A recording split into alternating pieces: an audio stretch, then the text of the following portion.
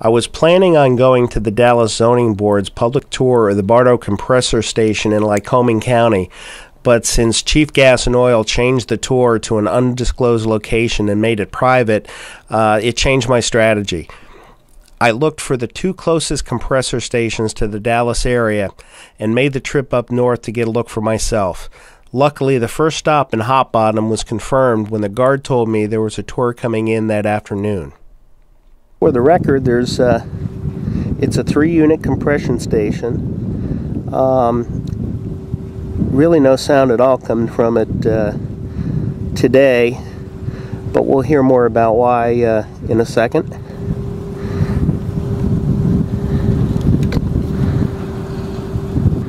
And it's the nearest house, that's about 1,000 feet away. I believe the name of the compressor is the Corbin Road Compressor Station. It's in Lathrop Township, right outside of Hot Bottom. Well, it's about a mile from my house as the crow flies. There's 3 units there. They're not running yet. The only well hooked up to it is the Phelps Chief well, and that is being under some kind of maintenance right now, so they shut it down, and there's no gas going through it at all. But according to the guard, about a month ago, he told me that once they finished building it, they ran a test run with it and shut it down, just to make sure it was running. But they won't need to use it for quite a while until the pressure from the wells drops low enough where they need to push it through the pipes. And they told me it's going to be a while before it gets going. And the 3 compressors in there now are fairly large. I think they're like 1,300 horsepower. And there's 2 more coming in someday that are going to make those look like babies, according to the construction workers. The next stop was 5 miles up the road to a compressor station in Dimmock, ground zero for the Pennsylvania natural gas controversy. This is a 4-unit compression station owned by Cabot, about 5 miles from the Hot Bottom Chief gas compressor. This unit is turned on, as you can hear, and this is a 4-unit compressor.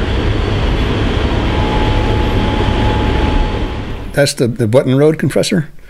Okay, that's in Dimmock on Button Road. It's a little muddy dirt road.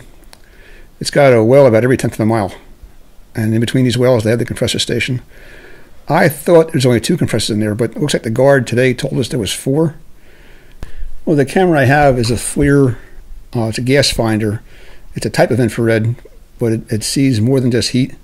It actually is the only camera made that will actually see VOCs and gas and emissions. It shows emissions that you can't see with your eyes.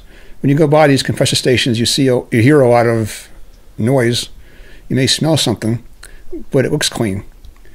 Through the gas finder camera, you'll be pretty surprised as to what you're going to see. But there's stacks coming off of the compressors themselves, and the compressors burn natural gas to keep them going.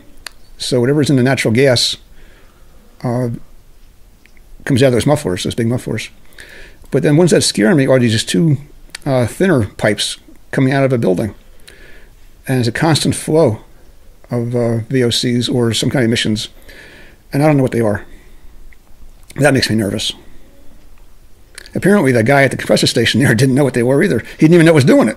Well, I took this footage before I got my FLIR camera. I had a regular camcorder. And I was just shooting the site. I drove away. I was probably maybe a half mile away. And I heard this, I thought the thing blew up. So I made a U-turn, ran back to see what was going on. And now it was quiet.